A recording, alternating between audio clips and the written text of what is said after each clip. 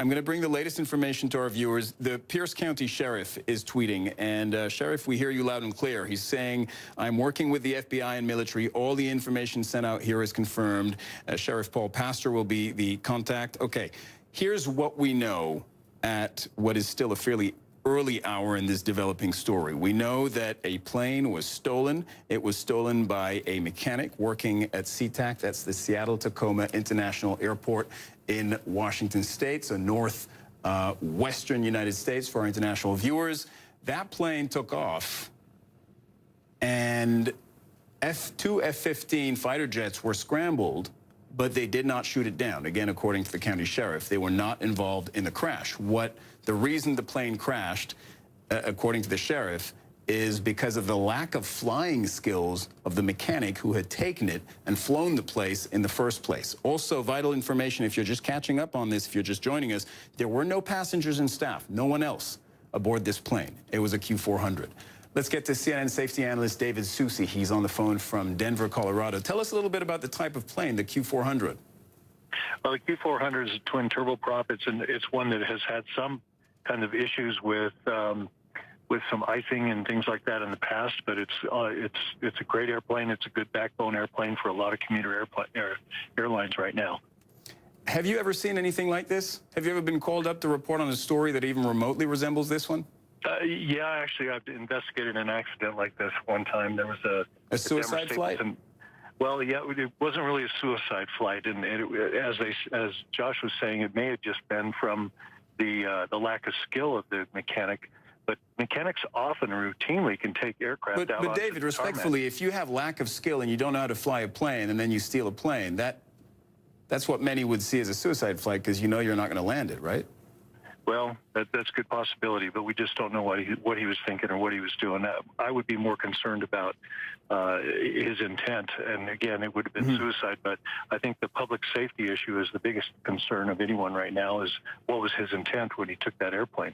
It wasn't just for a joy flight, that's for sure, and if it was suicide, there's other ways to go. So clarify that for me. What do you mean by what was his intent? Well, it was his intent to get the aircraft up and then put it into a populated area. The public safety aspect is my biggest concern with that, because he's got a weapon on his hands at that point, and could very well be dangerous for many people on the ground. What is your thinking based on what we know? And I know it's sketchy. Well, it's too early to say anything, really, as again, we don't know what he was doing, but my early take on this is that a mechanic it is a vulnerability for the airlines and for our whole industry right now, is that the ability for a mechanic to take an aircraft out alone.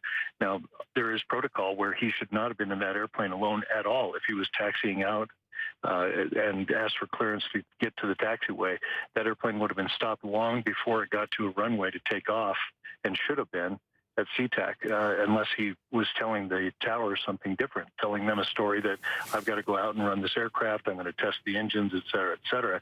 And that mechanics have pretty free reign to do that. And so this one went a little bit further. So when you say this was a vulnerability for the industry, do you mean that before today you had it in mind that mechanics were perhaps in a kind of were in a position to perhaps exploit a loophole or a weakness in the whole security system? Yes, I do. I think that's something that it is something that I've thought of before. It's something that security experts have talked about before, and that's why there's protocol that no mechanic should be taxiing an aircraft on a live runway area, or even on taxi anywhere on the tarmac, without two people in the aircraft. So how he got in that aircraft himself, by himself, and got clearance to go out, that's the vulnerability, the fact that they didn't follow protocol. There needs to be tightened rein on this. David, stay with me. I want to bring you updates. They're coming to us from the Pierce County Sheriff. First of all, the last one that he put up was just moments ago. All right, so this one first. Follow this thread for official info. This is not a terrorist incident. Confirmed info. This is a single suicide male. We know who he is. No others involved. So that's important. Not a terrorist incident. David, I know you were saying that he's got that improvised pilot, that mechanic cum pilot, had a weapon in his hands, but The sheriff is telling us that they're working background on him. He's a 29-year-old suicidal male, and that this was not a terrorist incident. I also want to bring you this last one. The tweet by the sheriff told that the F-15s made it within a few minutes of theft of the plane. Pilots kept plane out of harm's way, and people on the ground are safe. Yay, Air Force. They may not admit for a few days, but it's true. Look, that's got to put a smile on anybody's face who's been following this story. Yes, absolutely.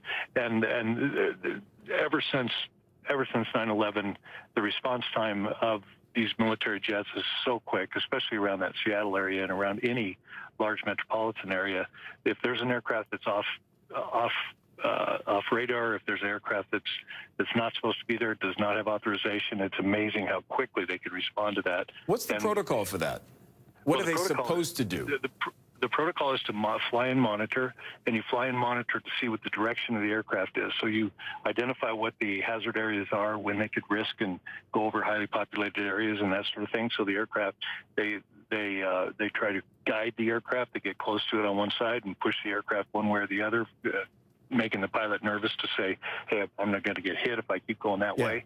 So they actually guide them away from the cities and guide them away. And if the aircraft is not an imminent danger to a high population, they'll just let that aircraft fly and run out of gas if it has to. But if it's going to harm anyone at that point, they are authorized to shoot that aircraft down.